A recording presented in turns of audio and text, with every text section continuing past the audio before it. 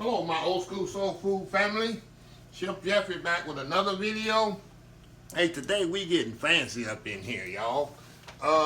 Like I said, we're going through this pandemic here, and I'm going through my freezer and cooler and pantry and just creating things here on the fly. So today I had some, in my freezer, I had some nice lump crab meat here that I had purchased a few months ago. Nice and beautiful and lump. So I'm gonna make some old school crab cakes, which is awesome, very good. So the recipe, very simple. Recipes on the description of the video. All the ingredients that I have here, there's a lot of ingredients to go in it, but it's something you probably have in your house already. I promise you, you have everything in this house already, except the crab meat probably. But when you purchase crab meat, make sure you get really, really good crab meat. This is a nice lump. Don't get it where it's so thin. Don't get that imitation crab meat. That stuff is horrible. If you're going to go out the way and make some crab meat or serve crab meat, make sure it's real lump. This is actual lump crab meat. So, that being said, let's get started here. I'm going to put the crab meat in the bowl here. This is about 1 pound crab meat. I got some nut ingredients. All this stuff all go in the bowl together. I got some diced onion. And I dice my onions and celery very, very small. Smaller than I would normally do it, because I don't want to taste right down on the big hunks of celery and onions when I'm eating crab meat. I want the leading player in this game, the crab meat. I want that to be the main thing you taste. I got a little Worcestershire sauce there. I got some egg whites. That was fresh lemon juice, I'm sorry. This is the egg whites, fresh squeezed lemon juice. Don't use the imitation lemon juice. Okay, I got mayonnaise here. Put a little parsley in there. A little salt and pepper. I'm going to mix this up. And I'm going to add breadcrumbs, but I'm going to wait till I mix this up. I'll add the breadcrumbs last, because I might not need as many breadcrumbs as I have here. And I don't want to be too thick, and I don't want to be too thin. Also, when you're mixing this, be very gentle with it. You don't want to break up the crab meat, because, like I said, the crab meat is the main event in the show right here. Okay, let me add a little breadcrumbs here. Like I say, you just want to gently mix it here. Gently mix it. A little bit more. And I use about half a cup, maybe 3/4 of a cup of breadcrumbs. Alrighty, looking good. I'm gonna add the rest there. Like I said, about a cup of breadcrumbs there. Add a little bit more parsley, give it a little bit more color. We'll save the rest for garnish. If I have any for garnish, just not to flip the bowl over. Okay, this is what you want. That's what I want. Let me taste it here. Make sure it has enough salt and pepper. That's another key. Let me taste it. Make sure it's seasoned enough. Very good. Very good. Okay. Now, what I'm going to do now, I'm going to let this sit. I'm going to refrigerate this and let it sit in the refrigerator about an hour and a half. The reason I do that, I want these flavors to really marry together and really solidify together before I form them in little cakes and fry them off. So we'll be right back, about an hour and a half, and I'll show you the next step. We'll be right back. Alright, y'all, we back here. Okay, you said this setting up about an hour and a half here. Let it set up there. You can see how thick and set up they got. That's what I do. I let it set up and let the breadcrumbs kind of expand and make it tighten up to the actual cake. So now what I'm going to do, I'm going to make actual cakes out of it. I put my scoop here. Okay, this is nothing, have to be perfect with it, but put my scoop in there, scoop it out, make it round there. See that? Nice round cakes there. I usually get about a dozen out of this recipe here. If you don't have a scoop, you can use a spoon or whatever. Doesn't matter. All you get them pretty much the same. They get pretty much the same size. Smash these down. I try to make them round. This scoop is oblong. Try to make them round and flat there. A couple more here. Like I say, this is something you can actually do ahead, and you can sear them off, like fry them off like I'm about to do, and you can freeze them. And so when you need crab cakes, hey, you got crab cakes already ready. Right here. One more there. And that's what I do a lot of times. There's gonna be one big one. This last one will be very big. Okay. And that's it. Now, I'm going to turn my fire on over here. Let's see here.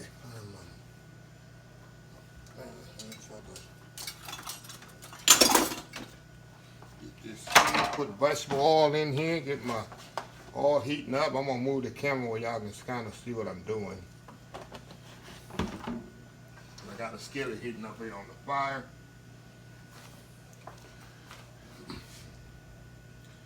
Y'all kind of see what I'm doing here.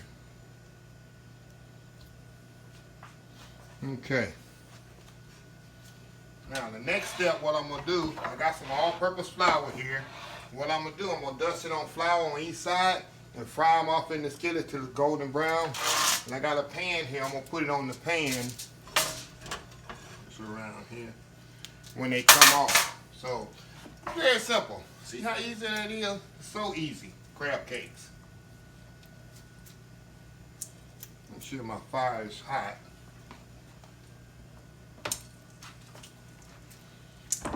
Okay, all I'm gonna do, put it in flour here. Dust them off with flour. You don't want a lot of excess flour. Just want to make sure the whole cake is coated with flour. And that's it. Another one here. Another one in there. Very easy. See how easy that is, crab cake? And you can do this with shrimp. You can actually do it with fish also. Get you some fish and cook it off first. Make sure the fish is already cooked though. And that's pretty much it. So simple. That's why it's very important if you let them set in the cooler where it's easier to handle.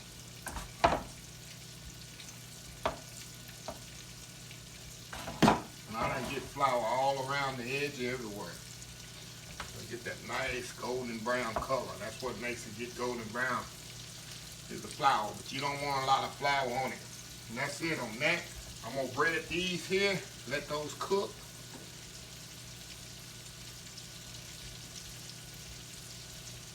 Here.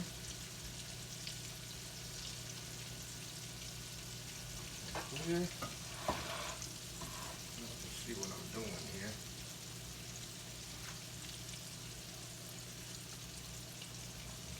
One more.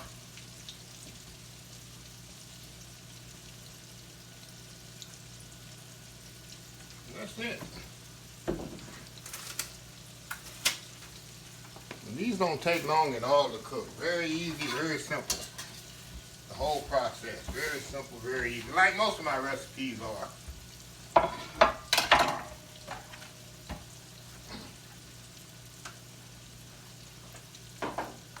The key is you want to get a nice golden brown color on. That's what you want. Okay. Flip these over. See that? That's the color you want on them. See that?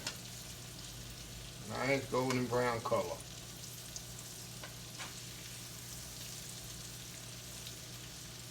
That's what you want.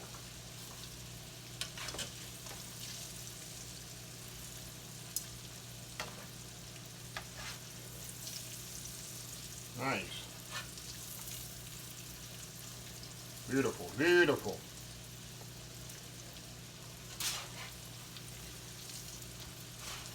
I don't want to come over.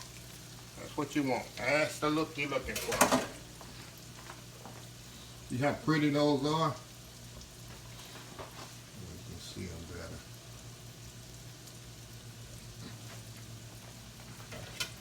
And I just use regular vegetable oil. I don't use butter because butter, it doesn't have a high heat content. They tend to spoil, not spoil. It tends to burn.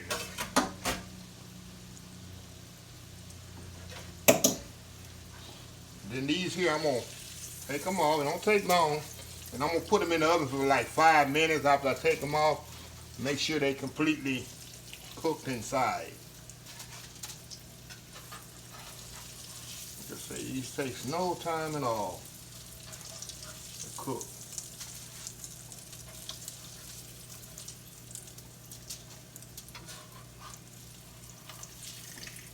Okay, now we're gonna put the other ones on, last 4 in there.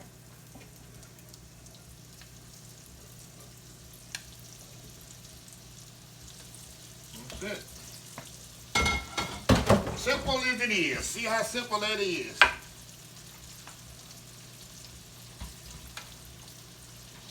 Got the other ones right here. I'm gonna put these right in the oven here. Get about a dozen of these. Like I say, that's how many you usually get.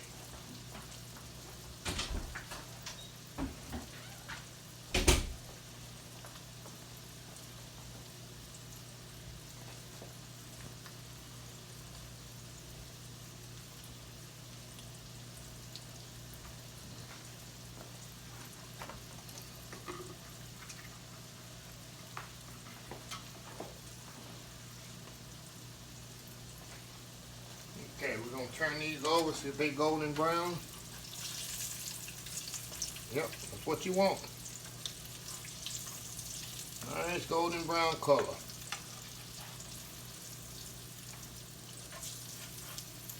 That's it. Pretty, pretty, pretty.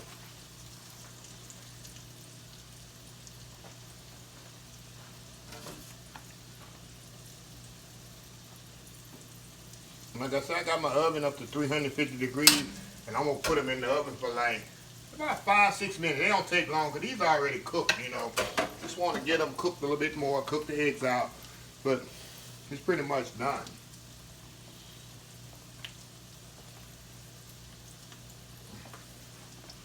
Okay, take these out. Like I say, a couple of minutes on each side, and they're good to go.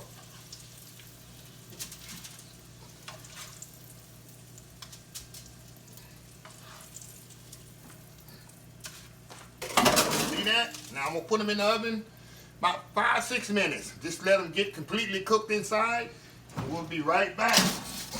Be right back when they're ready. We'll be right back. All right, y'all, we're back here. Okay, let's check our crab cake.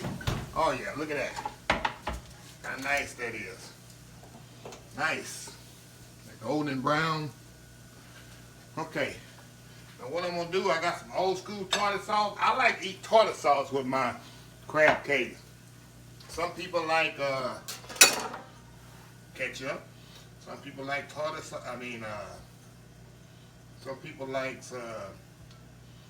let me put the crab cakes in there before I put my lemons.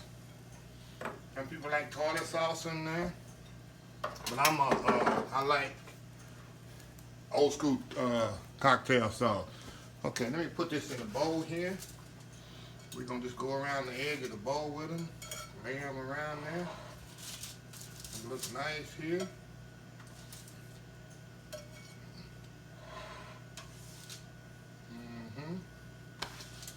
See that?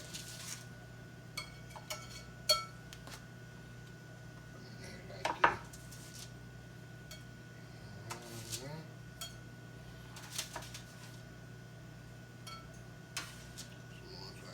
that. Back in there. See that? Put the lemons back around there. Gotta have the lemons on there. Can't have seafood without lemons.